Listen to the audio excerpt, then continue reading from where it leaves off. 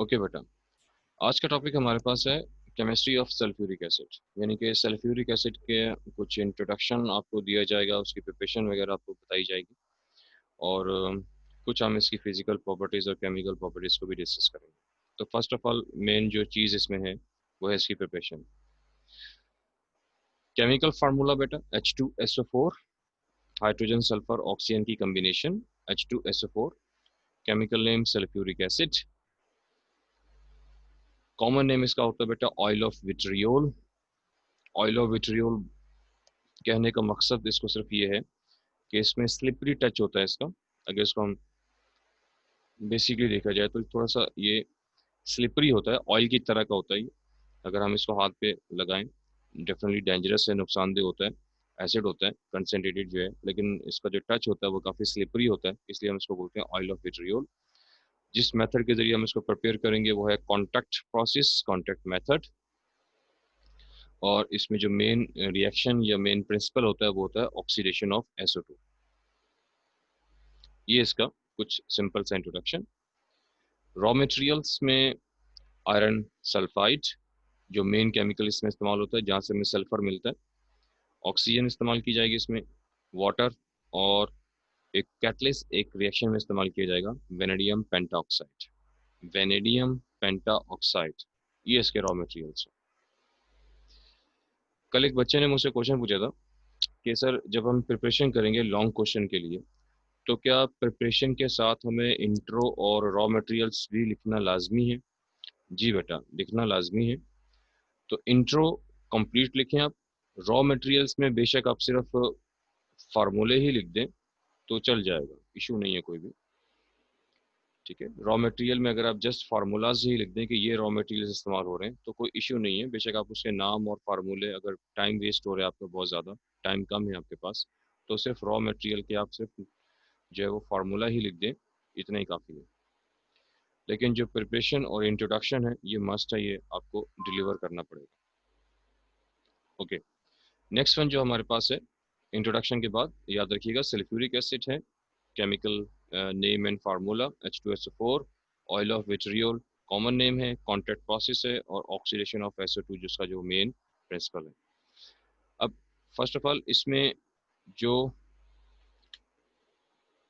Equipment इस्तेमाल होगा वो कुछ इस तरह का होता है। आप देख सकते हैं कि इतने डिफरेंट चैम्बर्स इसमें इस्तेमाल हो रहे हैं। ठीक है, तो इसमें टोटल 7 चैम्बर्स का इस्तेमाल किया जाता है और हर चैम्बर का अलग अलग नाम है। तो ये डायग्राम कभी कभार ड्रॉ करने के लिए आ जाती है, तो ये डायग्राम भी आपको ड्रॉ करनी पड़ेगी। सब चैम्बर्स जो हैं वो सिमिलर हैं, बाय जो चैम्बर नंबर 5 है आपका वो थोड़ा सा ज़रा अलग शेप का आप बनाएंगे। ठीक है, ये डायग्राम आपको बुक से भी मिल जाएगी आसानी के साथ। देखिए हर चैम्बर का अलग अलग नाम है। पायराइट बर्नर या pyrite chamber, dust filter chamber, washing chamber, drawing tower, contact tower, और ये दोनों कहलाते हैं एब्जॉर्प्शन टावर कहलाते हैं।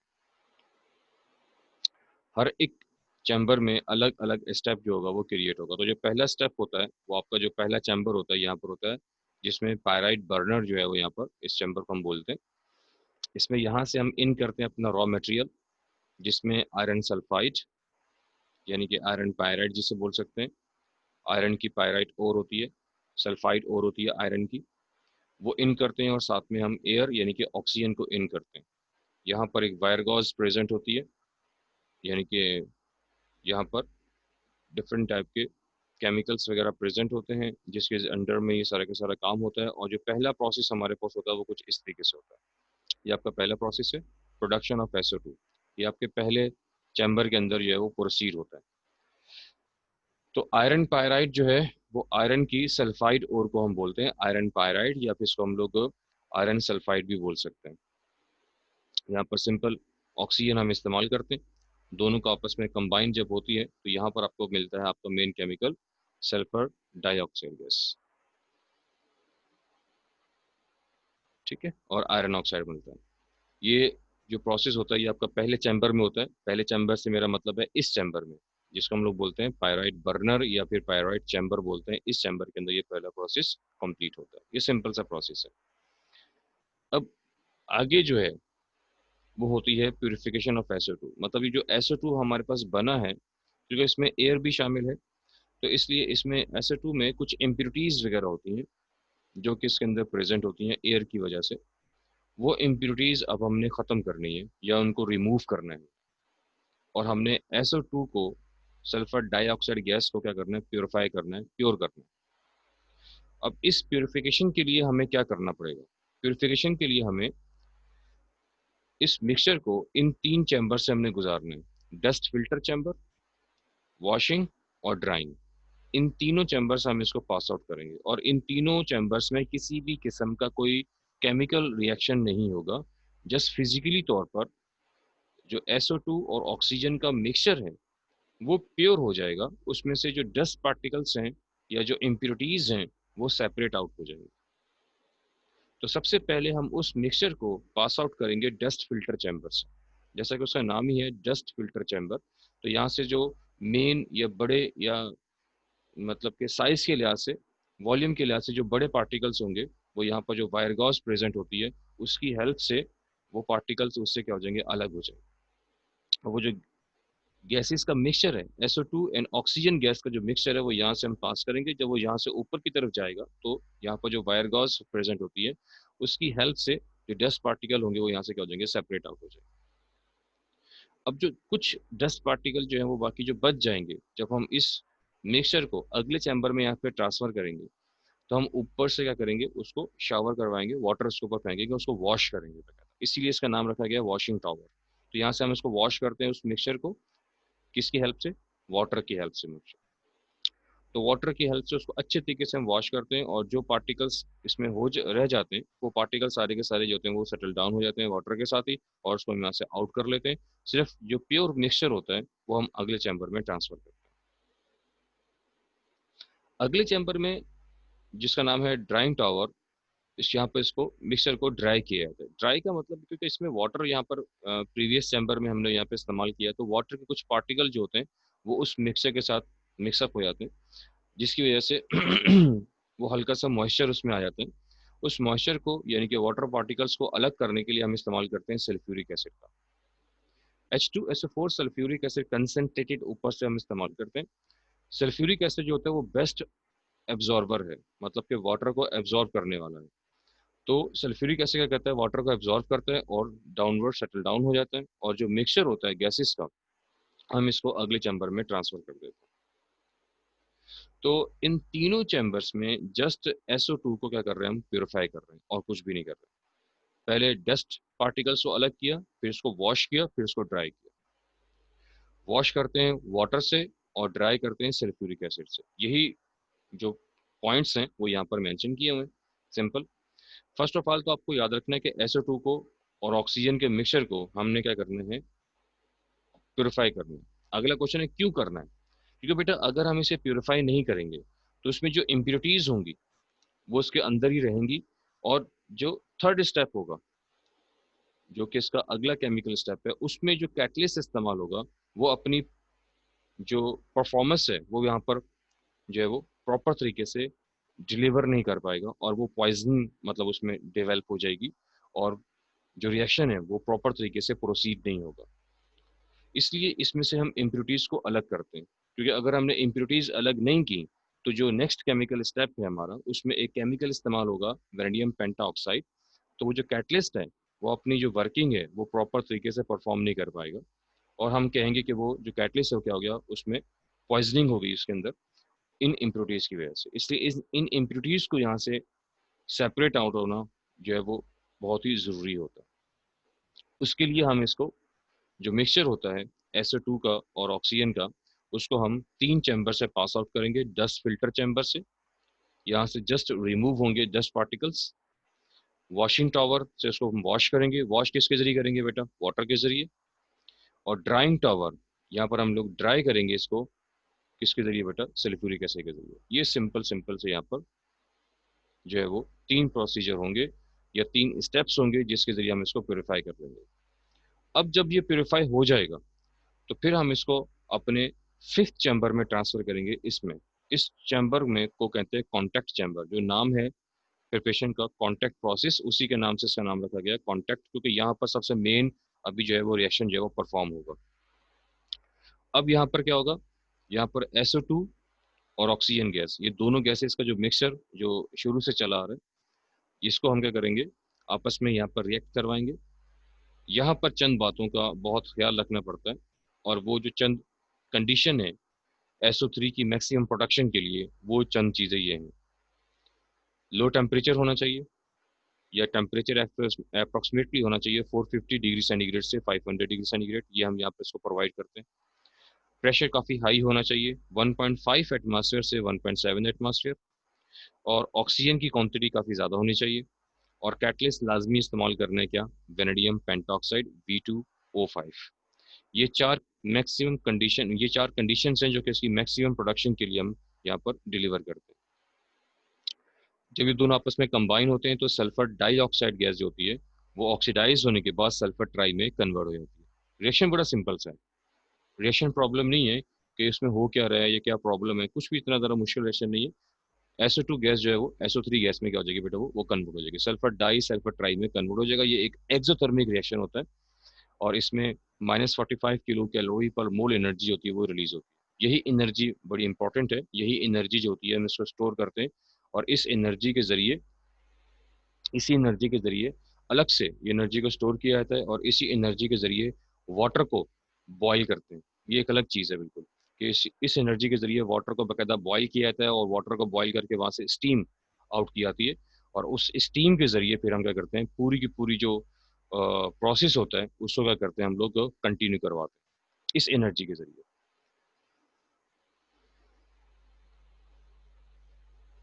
ओके बेटा, बच्ची ने क्वेश्चन पूछा कि सर SO4 नहीं होगा। नहीं बेटा, ऐसा नहीं होता। आप सिर्फ और सिर्फ इन केमिकल्स को नहीं देखते कि यहाँ पर 2 लिखा हुआ है, यहाँ पर 2 लिखा हुआ है तो ये 4 बन जाएगा। ऐसा नहीं होता बेटा, ऐसा नहीं होता। केमिकल कम्बिनेशन में हर चीज़ को देखा जाता है, उसके हिसाब से हम बात करते हैं कि कौन सा एलिमेंट दूसरे एलिमेंट के साथ जब कंबाइन होता है तो कितने इलेक्ट्रॉन को लॉस हो रहे हैं, कितने गेन हो रहे हैं, या कितने इलेक्ट्रॉन की शेयरिंग होती है, उसके हिसाब से बात होती है कि सल्फर के साथ मैक्सिमम कितने इलेक्ट्रॉन अटैच हो सकते हैं, कितने नहीं हो सकते। सारी उसकी बात होती है, कंडीशंस क्या हैं और किस कंडीशन पे क्या चीज़ बनेगी, उसके हिसाब से सारी बात होती है। सिर्फ आप यहाँ पर नंबर्स को देखते हुए आप नहीं बोलेंगे कि यहाँ पर 2 and +2 लिखा हुआ है तो यहाँ पर 4 बन जाएगा, या 2 + 1 लिखा हुआ है तो 3 बन जाएगा। ऐसा नहीं होता।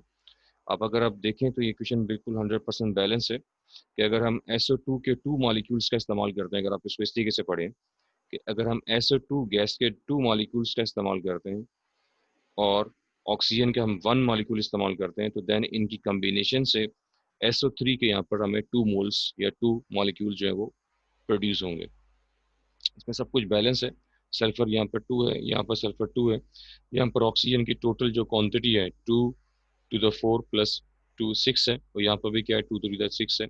इसका मतलब है कि यहाँ पर रिएक्शन जो है वो कम्प्लीटली बैलेंस्ड है, और जो हम प्रोडक्ट बना रहे हैं वो बिल्कुल ठीक बना रहे हैं। तो हम बात कर रहे थे कि ये एक एक्सोथर्मिक रिएक्शन है, जिसमें -45 किलो कैलोरी पर मोल एनर्जी जो कि वो रिलीज होगी। इसी एनर्जी को हम स्टोर करते हैं, और इसके ज़रिए हम वाटर को बॉईल करते हैं बाकायदा, और वाटर को बॉईल करके इसमें से जो स्टीम आउट होती है उस स्टीम के ज़रिए इसमें जितनी भी टरबाइंस या जितने भी इसमें फ़ैन वगैरह या डिफरेंट टाइप की जो दूसरी मशीनरी वगैरह इसमें प्रेजेंट होती है, उसको उस स्टीम के ज़रिए करते हैं हम लोग चलाते हैं, या उसके ज़रिए हम उसका करते हैं, इसको इस पूरे प्रोसेस को जो है वो कैरिड आउट करते हैं। जो रिएक्शन आपके पास है इसके ऊपर हम जो लॉ अप्लाई करेंगे वो करेंगे लिचेट्रियो प्रिंसिपल। इसका जिक्र फर्स्ट ईयर के अंदर आया था आपका चैप्टर नंबर 6 में।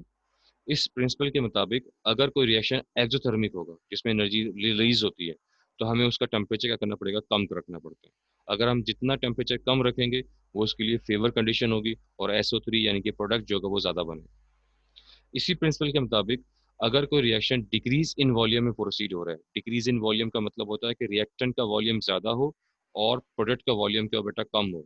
अगर कोई reaction decrease in volume proceed हो रहा हो, कि यहाँ पर देखें 2 + 1, यहाँ का वॉल्यूम ज़्यादा है और 2 यहाँ का वॉल्यूम क्या बेटा कम है, तो अगर decrease in volume reaction proceed हो रहा हो तो उसका प्रेशर हमेशा हाई रखा जाता है, जिसके ज़रिए आपको SO3 की मैक्सिमम क्वांटिटी जो होगी वो मिलेगी। इसका जो लास्ट स्टेप था या लास्ट प्रिंसिपल जो था इसका डिजिटल प्रिंसिपल, वो ये था कि जितनी ज़्यादा क्वांटिटी के अंदर आप रिएक्टेंट इस्तेमाल करेंगे, डेफिनेटली आपको उतनी ही क्वांटिटी में क्या मिलेगा, आपको प्रोडक्ट मिलेगा, मतलब रिएक्शन आपका फॉरवर्ड रहेगा और SO3 जो या जो प्रोडक्ट होगा आपका वो ज़्यादा क्वांटिटी में आपको मिलेगा। इसलिए हम यहाँ पर ऑक्सीजन की क्वांटिटी क्या रखेंगे, वो ज़्यादा रखेंगे।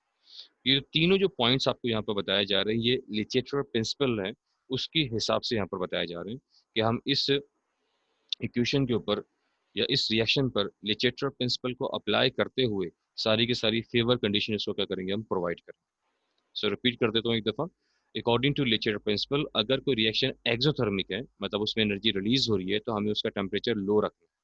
तो ये हमने लो रखा 450 से 500 तक। और अगर कोई रिएक्शन प्रोसीड हो रहा है डिक्रीज इन वॉल्यूम में, यानी कि रिएक्टेंट का वॉल्यूम ज़्यादा है, तो हम उसका प्रेशर हाई रखते हैं। तो प्रेशर हाई रखने से क्या होगा, रिएक्शन हमेशा फॉरवर्ड रहेगा और आपकी जो प्रोडक्ट है SO3 जो है वो आपकी ज़्यादा क्वांटिटी में आपको मिलेगा। इसके साथ इसके अलावा जो रिएक्टेंट्स होते हैं, अगर हमने उसी क्वांटिटी को ज़्यादा रखा तो आपका जो प्रोडक्ट होगा वो आपको ज़्यादा क्वांटिटी में जो है वो प्रोड्यूस होगा या मिलेगा। तो हम यहाँ पर ऑक्सीजन गैस यानी कि एयर की जो क्वांटिटी होगी उसको हम लोग ज़्यादा में रखेंगे। तो ये जो आपके पास चार आपके पास कंडीशंस हैं, इसको आप याद रखिएगा हमेशा। ये चार कंडीशंस कभी कभी शॉर्ट क्वेश्चन में भी पूछ ली जाती है, ठीक है। तो आप इनको फॉलो कीजिएगा कि आपने इस रिएक्शन को प्रोसीड करने के लिए किन किन फेवर कंडीशंस की यहाँ पर जरूरत पड़ेगी। तो low temperature, high pressure, excess amount of oxygen और कैटलिस्ट वैनेडियम पेंटॉक्साइड। जब कॉन्टेक्ट टावर के अंदर, अब हमारा मैं आपको डायग्राम शो करवाता हूँ। डायग्राम के मुताबिक यहाँ पर इस चैम्बर के अंदर हमारे पास SO3 गैस जो है वो मिल चुकी है। अब इस SO3 गैस को हम ट्रांसफर करेंगे बेटा अगले चैम्बर में, जहाँ पर पहले उसको सल्फ्यूरिक एसिड से हम वॉश करेंगे और उसके बाद फिर उसको अगले चैम्बर में हम भेजेंगे, जहाँ पर हम उसको वाटर से मिक्सअप करवाएंगे।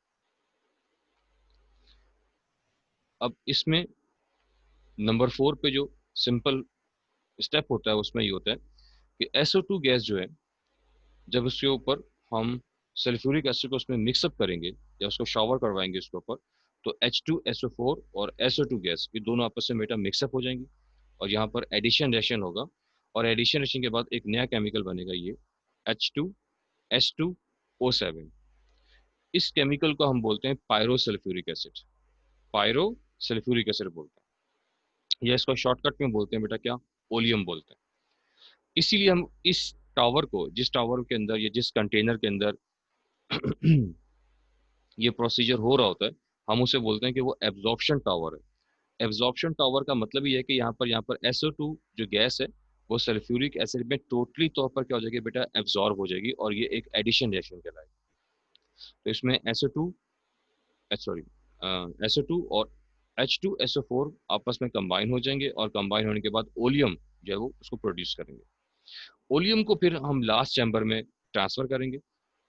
ये ओलियम लास्ट चैम्बर में ट्रांसफर हुआ और यहाँ पर ऊपर से हम वाटर को इसमें मिक्सअप करवाएंगे। तो वाटर इसमें मिक्सअप होगा, ऐड होगा, और ऐड होने के बाद यहाँ पर हमारे पास फाइनल प्रोडक्ट जो हमारा होगा वो H2SO4 जो होगा वो हमें वो मिल जाएगा। इस स्टेप में भी क्योंकि एडिशन रिएक्शन हो रहा है, वाटर जो है वो ओलियम के अंदर एब्जॉर्ब हो रहा है, इसलिए हम इस स्टेप को भी या देख ये बोलेंगे कि ये स्टेप भी जिस टावर के अंदर होगा उसे बोलेंगे क्या, एब्जॉर्प्शन टावर बोला जाता है। तो ये दोनों लास्ट के जो स्टेप्स होते हैं इसमें बाकायदा एडिशन रिएक्शंस होते हैं। एक में सल्फ्यूरिक एसिड ऐड हो जाता है या एब्जॉर्ब हो जाता है और दूसरे में वाटर जो है वो एब्जॉर्ब हो जाता है। इसलिए हम इन दोनों जो प्रोसीजर्स हैं ये जिस चैम्बर में होते हैं, हम उसको बोलेंगे कि वो दोनों टावर का नाम क्या है, एब्जॉर्प्शन टावर होता है। इस तरह हमें 5 स्टेप के बाद डिफरेंट चैम्बर से पास आउट होने के बाद हमारा जो फाइनल प्रोडक्ट होता है H2SO4 वो यहाँ पर हमें मिल जाएगा। तो ये है टोटल प्रिपरेशन सल्फ्यूरिक एसिड की। ठीक, इसमें से अगर कोई क्वेश्चन अगर आप लोगों ने पूछना है तो मोस्ट वेलकम, आप पूछ सकते हैं।